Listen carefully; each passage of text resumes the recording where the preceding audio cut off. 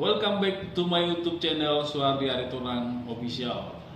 Kali ini kita akan mengangkat tema apakah pengelola apartemen atau developer dapat menaikkan tarif listrik atau berwenang menaikkan tarif listrik di luar yang ditentukan oleh pihak PLN.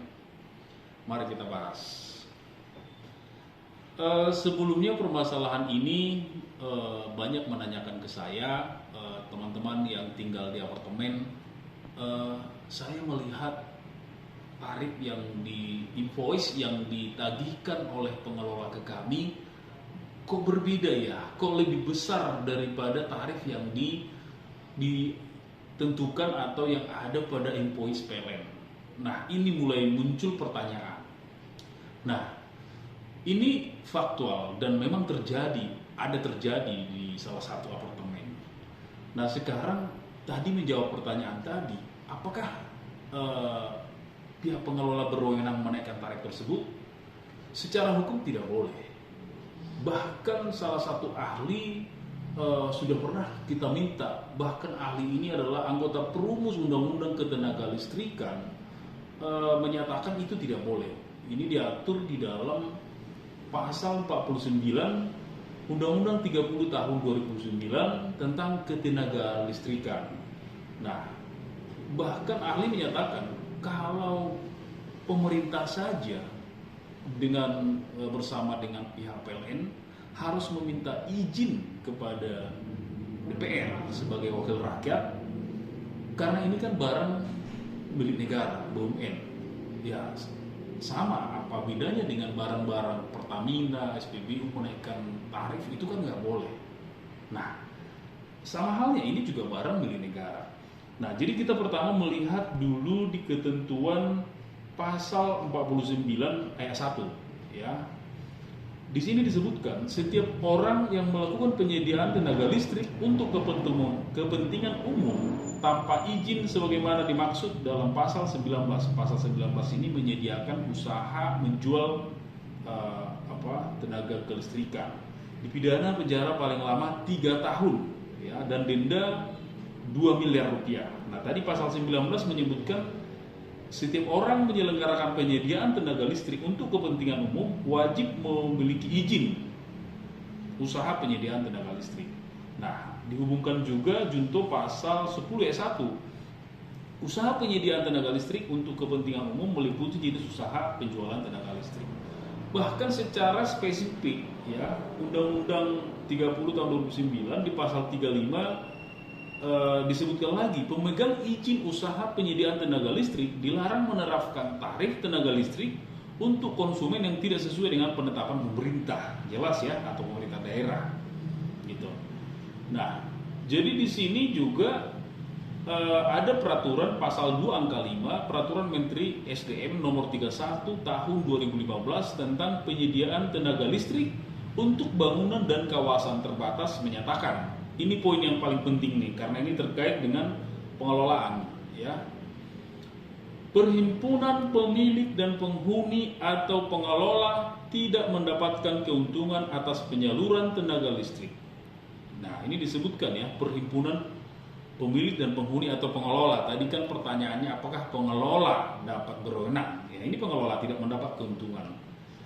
Pada satuan bangunan bagian bersama dan benda bersama dengan ketentuan biaya pemanfaatan tenaga listrik yang dibayar oleh pemilik atau penghuni satuan bangunan kepada perhimpunan pemilik dan penghuni atau pengelola tidak lebih dari biaya pemanfaatan tenaga listrik yang dibayarkan oleh pemilik dan penghuni atau pengelola kepada pemegang EUPTL atau hal ini PLN. Jadi nggak boleh lebih. Ya kan, berarti ada yang ganjil tadi nih. Kalau dia lebih markup, lebih di atas dari tarif yang ditentukan PLN, berarti di sini sudah disebutkan tidak boleh lebih, nggak boleh kan gitu. Nah, ada juga diatur pasal dalam Peraturan Menteri Energi dan Sumber Daya Mineral nomor 31 tahun 2015. Di sini juga disebutkan dalam tagihan biaya pemanfaatan tenaga listrik sebagaimana ya, satu rincian biaya dan beban pemakaian tenaga listrik untuk satuan bangunan harus dipisahkan dengan rincian biaya tambahan. Nah, harusnya di sini kan banyak sekali kan para pengelola ini berdalih, oh ini kan ada biaya kepentingan bersama, seperti katakanlah untuk apa, biaya listrik untuk lift, untuk penerangan bersama, untuk taman gitu kan. Terus solusinya seperti apa kalau untuk biaya ini? Harusnya terpisah, jangan digabungkan dengan tarif yang dikenakan kepada si penghuni gitu loh. Bila perlu buat 1 meter untuk itu, supaya kelihatan berapa biaya yang dipakai atau yang dibebankan untuk itu, kan kelihatan. Nah, ini juga menjadi pertanyaan ya, karena ini sebenarnya bukan hanya penghuni dan pemilik yang dirugikan menurut saya, tapi juga pemerintah, negara. Kenapa? Karena ini kan barang milik negara loh. Negara yang punya produk, negara yang jual. Kok ada pihak-pihak lain bisa menjual tanpa izin? Apakah bisa seperti itu? Ini juga masukan kepada pihak pemerintah sebenarnya. Karena ini kasus faktual ya, ini fakta, bukan sekedar secara teoritis ya yang kita bahas ini. Ini sudah fakta di lapangan. Nah, sebenarnya ada juga terjadi seperti ini. PLN kan menerapkan tarif, ada tarif LWBP, ada tarif WBP. Ini maksudnya LWBP ini lewat luar waktu beban puncak ya. Jadi lewat waktu beban puncak dia. Ada tarif waktu beban puncak. Nah, di sini 2 tarif.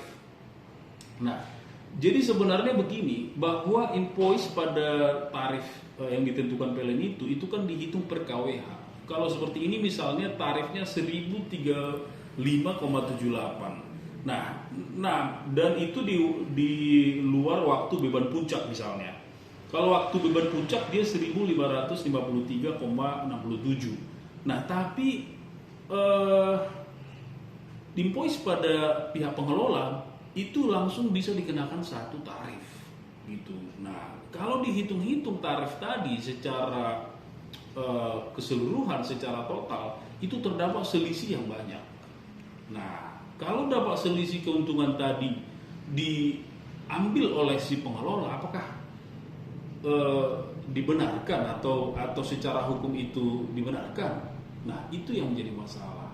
Sehingga ini masuk kepada pengelola. Dan ini juga pertanyaan, kenapa kok PLN bisa membiarkan itu?